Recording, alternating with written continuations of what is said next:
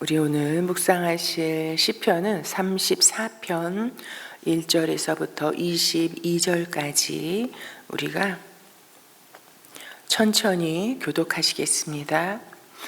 내가 주님을 늘 찬양할 것이니 주님을 찬양하는 노랫소리 내 입에서 그치지 않을 것이다. 나 오직 주님만을 자랑할 것이니 비천한 사람들아 듣고서 기뻐하여라. 나와 함께 주님을 높이자. 모두 함께 그 이름을 기리자. 내가 주님을 간절히 찾았더니 주님께서 나에게 응답하시고 내 모든 두려움에서 나를 건져내셨다. 주님을 우러러 보아라. 내 얼굴에 기쁨이 넘치고 너는 수치를 당하지 않을 것이다. 이 비천한 몸도 부르짖었더니 주님께서 들으시고 온갖 재난에서 구원해 주셨다. 주님의 천사가 주님을 경외하는 사람을 둘러 진을 치고 그들을 건져주신다. 너희는 주님의 신실하심을 깨달아라. 주님을 피난처로 삼는 사람은 큰 복을 받는다. 주님을 믿는 성도들아, 그를 경외하여라. 그를 경외하는 사람에게는 아무런 부족함이 없을 것이다. 젊은 사자들은 먹이를 잃고 굶주릴 수 있으나 주님을 찾는 사람은 복이 있어 아무런 부족함이 없을 것이다. 젊은이들아, 와서 내 말을 들어라. 주님을 경외하는 길을 너희에게 가르쳐 주겠다. 인생을 즐겁게 지내고자 하는 사람, 그 사람은 누구냐? 좋은 일을 보면서 오래 살고 싶은 사람, 그 사람은 또 누구냐? 내 혀로 악한 말을 하지 말며 내 입술로 거짓말을 하지 말아라. 악한 일을 피하고 선한 일만 하여라. 평화를 찾기까지 있는 힘을 다하여라. 주님의 눈은 의로운 사람을 살피시며 주님의 귀는 그들이 부르짖는 소리를 들으신다. 주님의 얼굴은 악한 일을 하는 자를 노려보시며 그들에 대한 기억을 이 땅에서 지워버린다. 의인이 부르짖으면 주님께서 반드시 들어주시고 그 모든 재난에서 반드시 건져주신다. 주님은 마음 상한 사람에게 가까이 계시고 낙담한 사람을 구원해 주신다. 의로운 사람에게는 고난이 많지만 주님께서는 그 모든 고난에서 그를 건져주신다. 뼈마디 하나하나 모두 지켜주시니 어느 것 하나도 부러지지 않는다. 악인은 그 악함 때문에 끝내 죽음을 맞고 의인을 미워하는 사람은 반드시 마땅한 벌을 받을 것이다.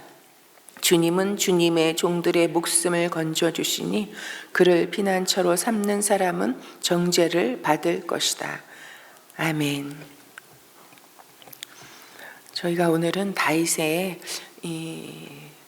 시편인 34편을 읽었습니다. 여러분, 이 시편이 150편으로 되어 있습니다. 그런데 다윗이 사실은 이 150편을 다 지은 건 아니죠.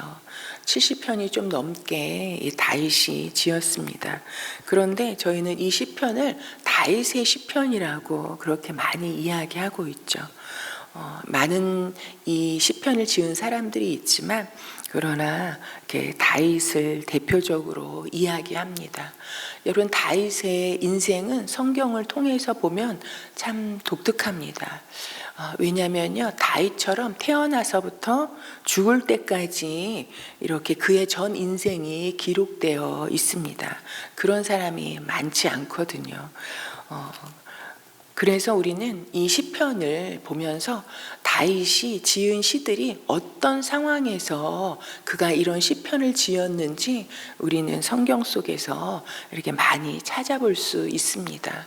그런데 그가 참으로 어떤 상황 속에서도 하나님을 송축하고 찬양하고 하나님께 나아가 부르짖었던 그 모습들, 그리고 그 고백을 올려드렸던 이 시편을 통해서 참으로 이 시편 전체가 마치 다윗이 지은 것처럼 다윗의 시편이라고 그렇게 별명을 붙이고 있습니다. 다윗은 한마디로 말하면 참으로 언제 어디서든지 어떤 상황 속에서든지 하나님을 찬양하고 송축했던 사람이라고 우리가 말할 수 있습니다. 오늘의 이런 시편을 보면요, 거기에 이렇게 부제가 달려 있잖아요. 여러분, 그걸 읽어보면 아말렉 앞에서 미친 채 하다가 쫓겨나서 지은 다윗의 시라고 이렇게 기록되어 있습니다. 이 시를 이 찬양을 올려드리게 된 배경이 어떠한지를 성경이 자세하게 말하고 있습니다.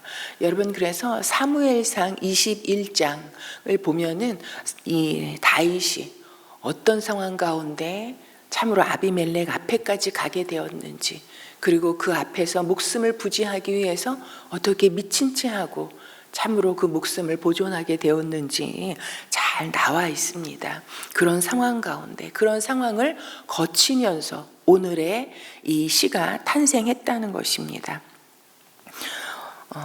여러분, 다윗이 어떤 사람이었습니까? 참으로 어린 나이에 그 이스라엘 백성들이, 이 사울 왕과 사울의 이런 군사들이 다 두려움에 떨고 있었던, 여러분, 블레셋의 대표적인 이 거인 장군이었던 이 골리앗을 무너뜨리고, 그리고 하나님의 이름과 능력으로 참으로 이 골리앗을 쳐서 무너뜨리고 골리앗을 두렵게 떨게 하고, 그리고 하나님의 이름을 높이며 영광을 올려드렸던 그런 다윗이었죠.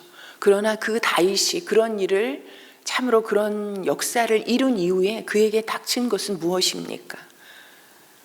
오히려 사울에게 시기와 질투를 받으면서 죽음의 그런 생명의 위협까지 느끼면서 언제 죽을지 모르는 두려운 상황 가운데 처하게 된 것을 우리가 알 수 있습니다.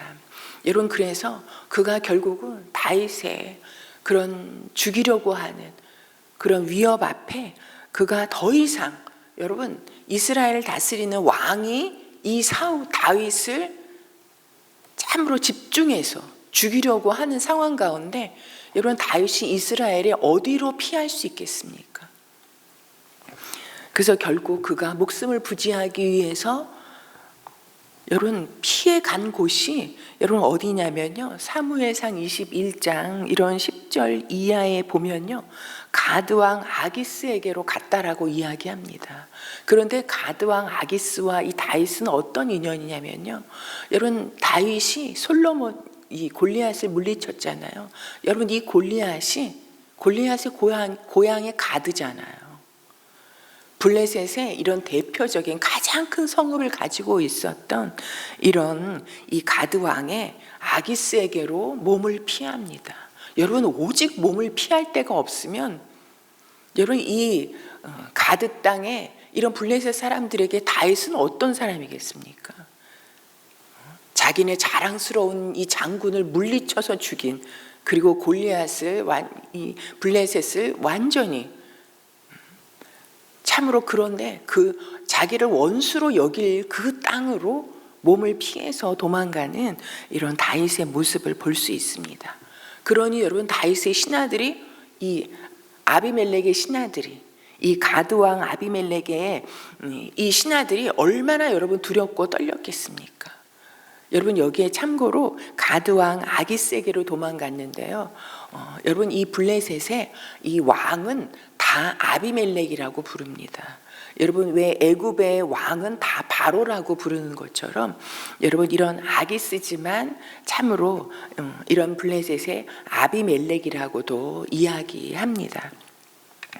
여러분, 그러니 그 모든 전쟁의 과정을 보고 경험했던 이 신하들이 이 왕에게 나와서 참으로 다윗을 받아들이면 안 된다고, 다윗이 어떠한 자냐, 여러분, 이 가드 사람들에게는 여러분 사울보다 다윗이 더 위협적인 존재로 다가오지 않았겠습니까?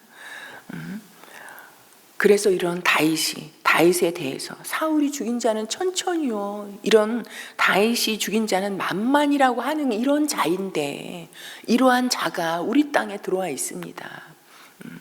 여러분, 그러니 다윗이 자기가 몸을 피하고자, 목숨을 부지하고자 이 땅으로 들어왔지만, 오히려 더 이 땅에서도 참으로 살아날 수 없는, 여러분, 궁지에 몰린 이런 처지가 된 것을 그도 알지 않았겠습니까?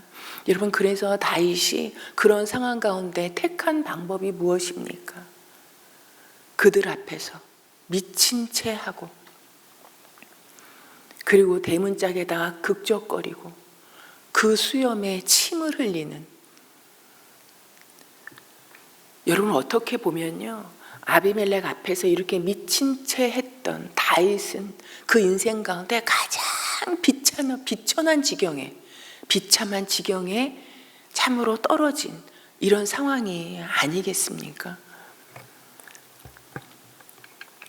그리고 자기 인생 가운데 가장 바닥으로 떨어진, 사람이 비천하게 떨어지면 어디까지 떨어질 수 있을까?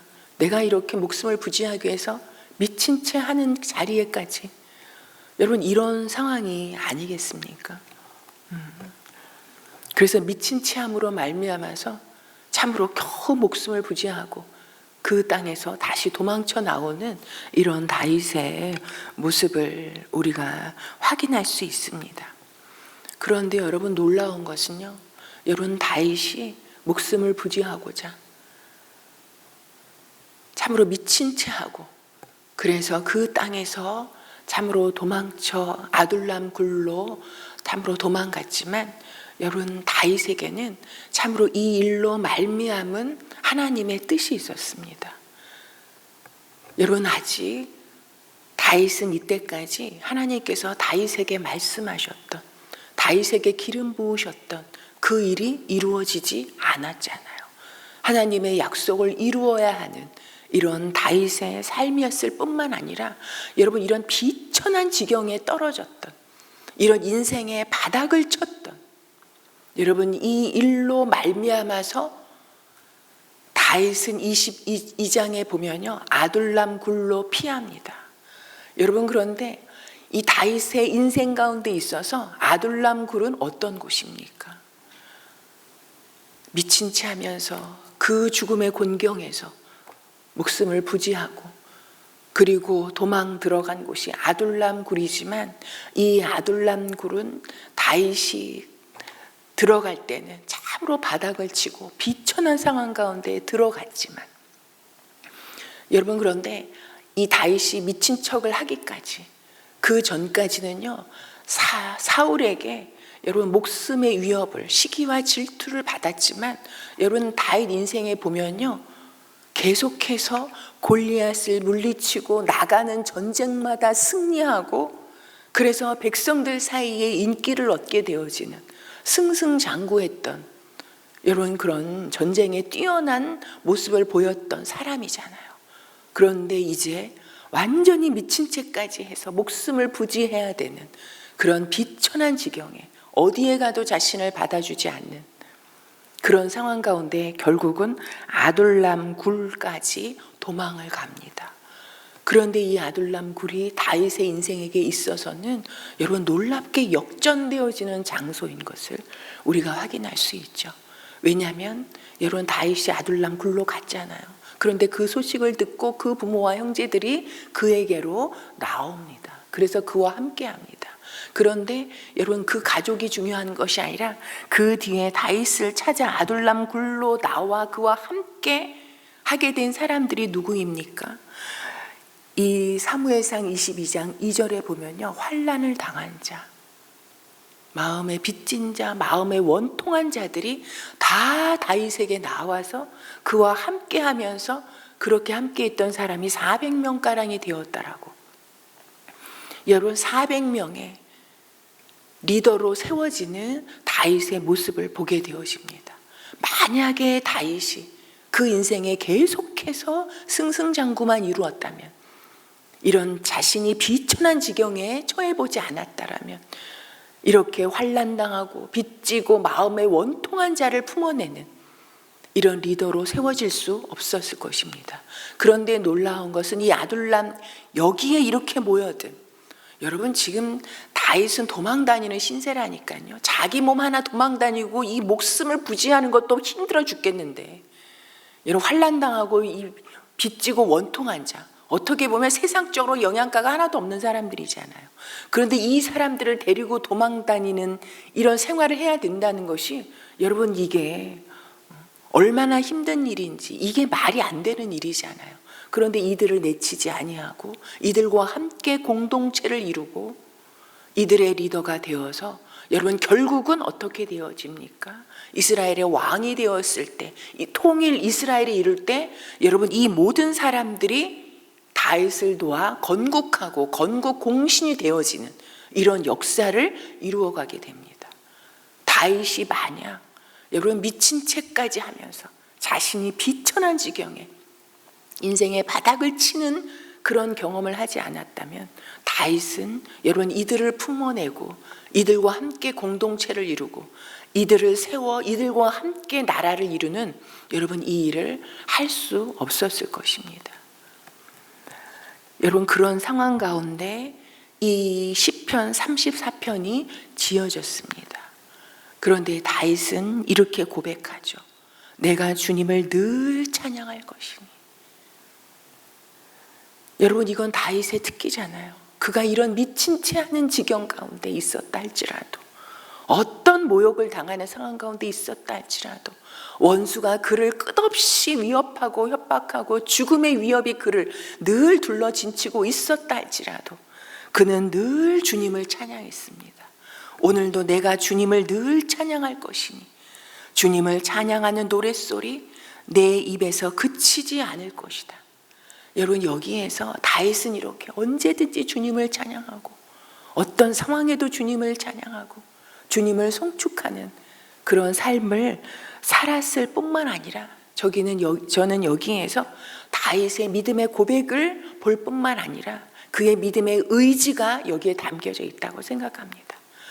내가 어려운 상황 가운데 처하면 처할수록 어떤 환경과 어떤 환난 속에서도 내가 주님을 찬양하는 것을 놓치지 않겠다라는, 내가 주님을 찬양하는 노랫소리를 멈추지 않겠다라는, 그것이 내가 주님을 높이는 길이요, 그것이 내가 주님과 함께하는 것이요, 그리고 결국은 내 찬양 소리 가운데 하나님께서 내 모든 두려움에서 나를 건지실 그 하나님을 믿고 확신하는 그 고백과 의지가 여기에 담겨져 있다고 믿습니다. 그러면서 계속해서 말하죠. 나 오직 주님만을 자랑할 것이니 비천한 사람들아 듣고서 기뻐하여라. 여러분 저는 여기에서 비천한 사람들이 누구일까? 여러분 자기를 따르는 이제 아둘람굴의 그 400명의 온갖 비천한 사람들에게 하나님이 어떠한 분이신지를 여러분 나타내고 선포하는 말이기도 하겠지만 여러분 첫 번째는 자기 자신이라고 생각되어집니다. 그 사람만큼 다윗만큼 여러분 그 비천한 지경에 낮아지는 지경에 자신의 의가 완전히 박살이 나는 지경에 언제 죽음의 칼이 자신을 참으로 자신의 심정을 꿰뚫고 들어올지 모르는 상황 가운데까지 떨어졌던, 인간적으로는 너무나 비천한 지경에 처해 있던 자기의 영혼을 향해서 이 다윗은 이렇게 찬양하고 있습니다. 비천한 사람들아 듣고서 기뻐하여라. 나와 함께 주님을 높이자. 모두 함께 그 이름을 기리자.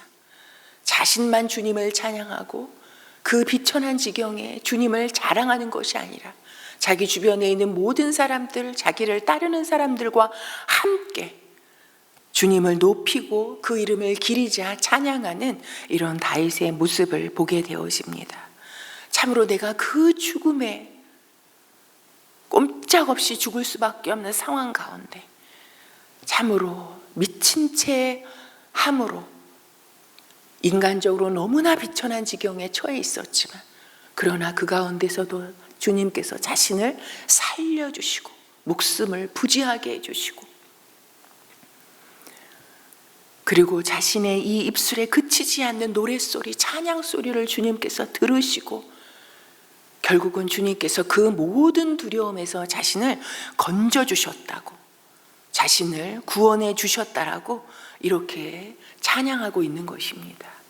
여러분 다윗의 시는 우리가 읽으면 읽을수록 이것이 그대로 더할 것도 없고 뺄 것도 없이 우리의 기도로 올려드려도 될 여러분 그런 내용인 것을 참으로 발견하게 되어집니다.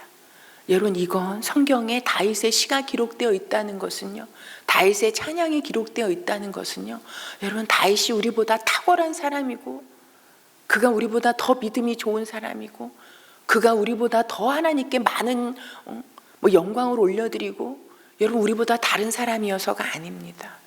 여러분 그도 우리와 똑같은 사람, 그도 비천한 지경, 인생의 바닥을 치는 경험, 온갖 환난과 두려움 가운데 처했던 여러분, 우리와 똑같은 사람입니다. 그러나 그 모든 상황 가운데서 주님을 찬양하고 주님을 노래하고 송축했던 그 인생을 주님께서 어떻게 건져내시는지, 그 하나님의 하신 일을 누구보다 자신의 삶의 생생한 경험과 간증으로 올려드렸던 다윗에게 성경에 다윗의 이 시편이 이렇게 기록되어 있다고 믿습니다.